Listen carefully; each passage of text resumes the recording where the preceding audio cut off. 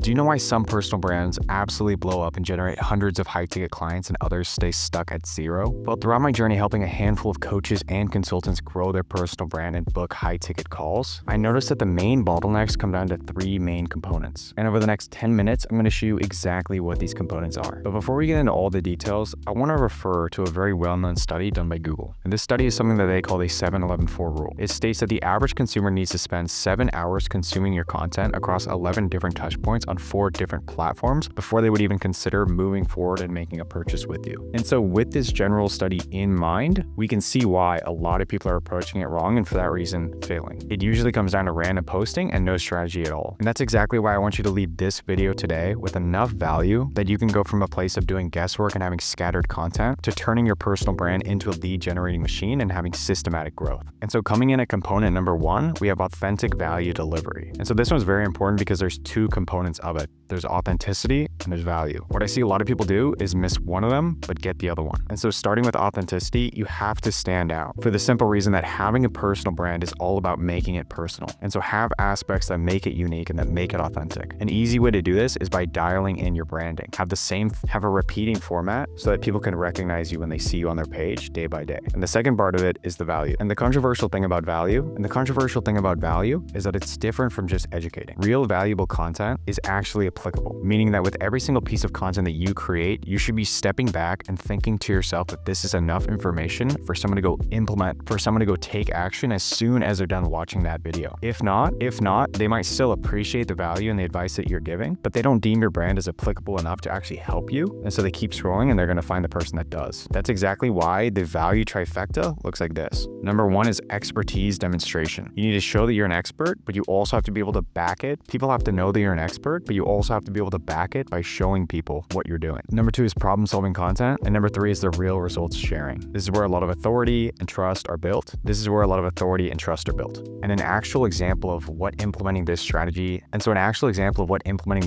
side of things to your content can do is my client Dyson. And so Dyson came to me about 2 months ago, not knowing exactly what to do with content. And he was more so just putting out random stuff. And so what we did is we stepped in, we built the entire strategy, and we helped keep the volume up so he could reach the numbers that we needed to reach. And so in the span of less than 2 months, we were able to scale his coaching offer from $30K a month all the way to $90K a month just by making that simple implementation. And so component number 2 is really where everything comes together and is where the real conversions are made. This is building a real content ecosystem. And this is something that we call the trust funnel. And so a quick breakdown of the ecosystem, the way it works is you have short form for the reach, long form to build more face-to-face trust, and email for nurturing and quick conversions. And so that might seem like a lot of content. So here's a framework that can help you stay consistent. Number 1 is having content pillars. You need to have a set of different touch points to always fall back on to basically have infinite content ideas. And when you go to create these, you should make sure that they really are winning principles and winning content pillars. The way to do this is to do tons of research on competitors in your niche. The next thing you can do is start adding layers to your team. This means bringing in an editor, bringing in a copywriter, and having people help with the input. And then number 3 is having some sort of system to store and organize all of this content. So you can have a content calendar, you can have some sort of project management board. And so me, for example, I use an entire content system within Notion. And if you want to see the full video where I break down my exact content ecosystem and every single layer of my funnel, you can check that out too. I'll pin it right here. But the entire idea of having a content ecosystem in the first place is to set up your personal brand in a way where it becomes an actual lead generating machine. And so when you do it like this, every single piece of content that you create should be pushing your prospects and your leads one step closer to making that purchase. And if we backtrack to what I said earlier in this video, the 7-11-4 rule by Google, we can see exactly why this works so well. And now last but not least, component number 3 is going to be your systems to convert. And so the average conversion ladder looks a little something like this. You have lead magnets, DM scripts, and your sales process. And so the idea here is to work these into your funnel where you see fit. For example, you could focus heavily on short form and you could send people to your link in bio and use ManyChat CTAs to send people to then a lead magnet, then they go to email, or your link in bio could be your YouTube where they then get nurtured, where they then go to email, or they then book on your calendar. And so there's a few different pathways that you can take with this, but the idea at the end of the day is to not overcomplicate it, but add those layers to your funnel to actually nurture and warm up your leads the right way. And so if this sounded like a lot of information throughout this video, here are some actionable steps that you can take to see immediate results. Number 1 is going to be to audit your entire brand. Look at the different types of content that you're making, look at the layers of your funnel, and step back and see how everything is working right now. Are the conversions there? Is the reach there? Find out what your issue is in the first place to be able to tackle it. And step 2 is to implement the trust funnel / content ecosystem accordingly. And number 3, if you don't have them already running, is to set up those systems systems to really convert the right way. Don't be pushing sales calls too soon, but at the same time, make sure that call to action is there. And so here's the thing about building a personal brand in 2025.